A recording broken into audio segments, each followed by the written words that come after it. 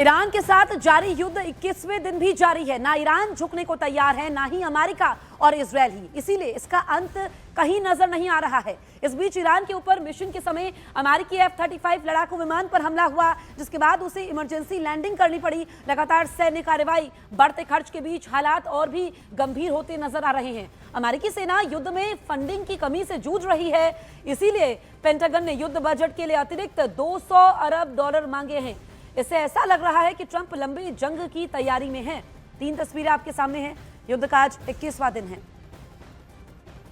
देखिए, अमेरिकी सेना को मिडिल ईस्ट में ईरान से जंग के समय भारी नुकसान उठाना पड़ा है। पेंटागन 3 हफ्ते की जंग में ही आर्थिक तंगी में आ चुका है। इसकी वजह से अब पेंटागन ने अमेरिकी संसद से युद्ध जारी रखने के लिए अतिरिक्त $200 अरब की मांग की है। पेंटागन ने कहा कि आगे का युद्ध लड़ने के लिए उसके पास पैसे नहीं है, लिहाजा फंडिंग की व्यवस्था की जाए। इस फंड का इस्तेमाल हथियारों के भंडार, एयर स्ट्राइक ऑपरेशन और मिडिल ईस्ट में सैन्य तैनाती बढ़ाने के लिए किया जाएगा। हालांकि इस बजट को अभी अमेरिकी कांग्रेस की मंजूरी मिलना बाकी है। इसे लेकर सियासी बहस भी तेज हो चुकी है। यह प्रस्ताव व्हाइट हाउस को भेजा गया है। ईरान के खिलाफ युद्ध में अमेरिका ने पूरी ताकत लगा दी है।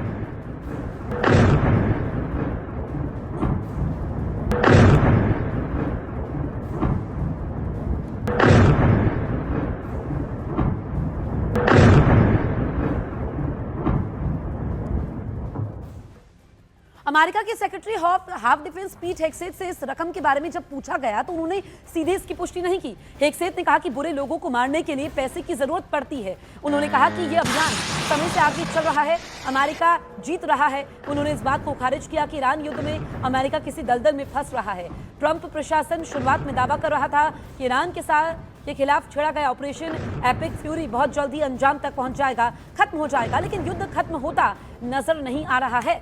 तो देखिए, लंबी जंग की तैयारी अमेरिका कर रहा है। अब सवाल यह है कि इतनी बड़ी रकम क्यों चाहिए? हथियार और मिसाइल स्टॉक बढ़ाने के लिए, एयर स्ट्राइक और ऑपरेशन जारी रखने के लिए, संभावित ग्राउंड ऑपरेशन की तैयारी, पश्चिम एशिया में सैन्य तैनाती मजबूत करने के लिए। युद्ध में हर दिन करीब $891 मिलियन खर्च हो रहा है।